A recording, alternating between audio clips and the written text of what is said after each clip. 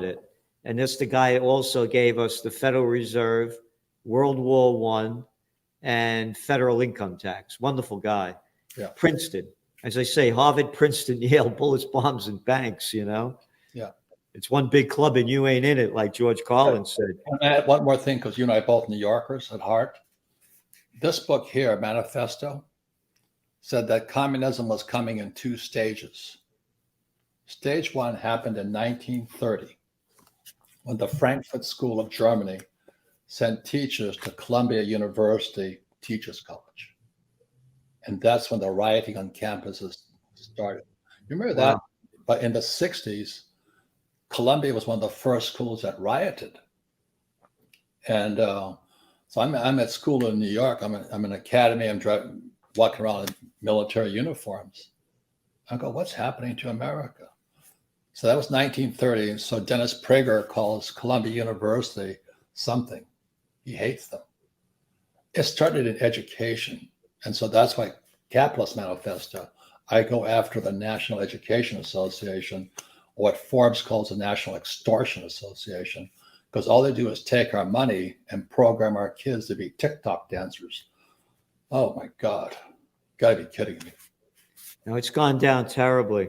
Yeah. You know, you have a quote in here by Nikita Khrushchev in 1959. My favorite quote. Your children's children will live under communism. You Americans are so gullible.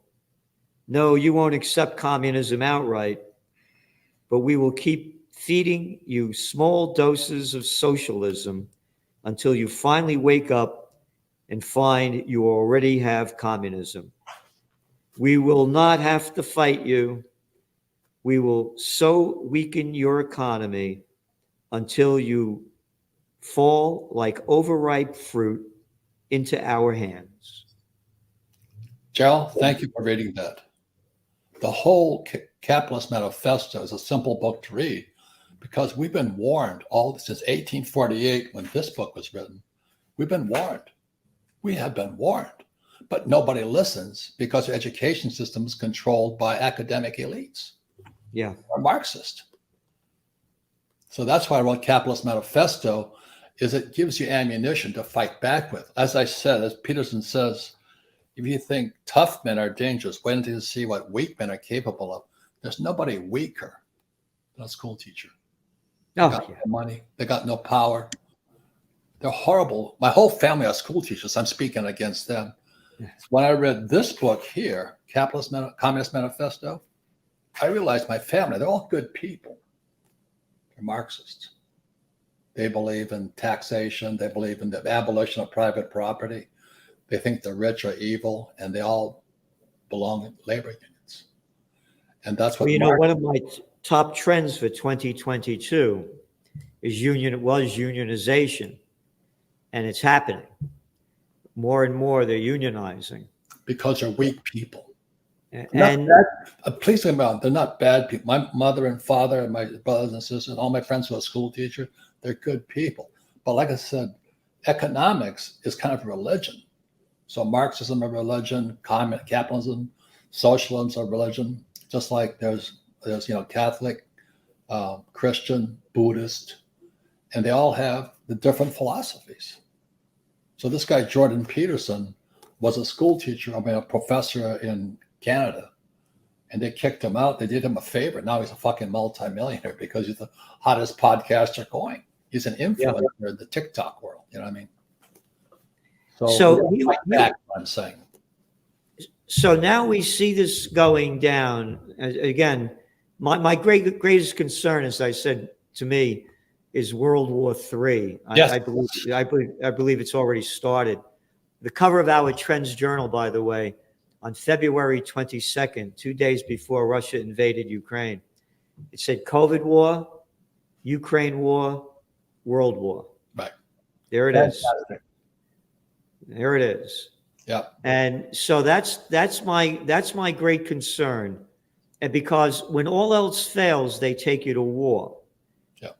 You look what happened after the Great Depression. Oh, it ended with World War II. Go back to the 9/11. The day before 9/11, the NASDAQ was down only 66%. In our Trends Journal in October 1999, we forecast the dot-com bust, and we said it would happen by the second quarter of 2000, which it did. Little Georgie Bush, the daddy's boy, born on third base and thought he had a home run. That guy, yeah, his popularity was plummeting. 9/11 happens. Yep. 88% of the people supported the Afghan war. Only went on for 20 years. Right. And they boosted up the economy artificially with that subprime mortgages and the derivative scams. So here we are, Robert, at a very, very critical time. We're seeing the equity markets, they had a little boost in the beginning of this month, but now they're on the downward tail again. Where do you see things going? And what do you suggest people consider doing? Oh, you're feeding me a softball there, Jerry.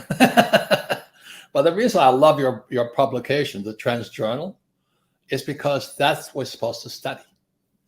So in 2008, I said, oh my God, they're just pushing the can forward. This guy Bernanke is a criminal. Central banks are Marxist, centralized economy. So I wrote this book here in 2013. I write the book because people will say, well, he's just joining. This is Rich Dad's prophecy. This came out in 2013, after 2008. So everybody was euphoric because, the subprime crash and all that stuff. And I said, why the biggest stock market crash in history is still coming. And that's why you subscribe to the Trends Journal. It's still coming. I've got to change the cover. It's here. So it arrived in 2020 when President Trump gets knocked out by social media.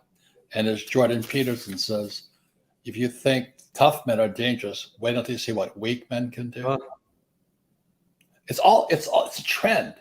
One more thing is he took us out of Afghanistan. You know what happened the next day? Saudi Arabia joined Russia, because up until then, the US dollar was a petrodollar, and everybody had to buy oil in dollars. And Saudi Arabia says America's weak, and then plus America was screwing, they were playing games with money.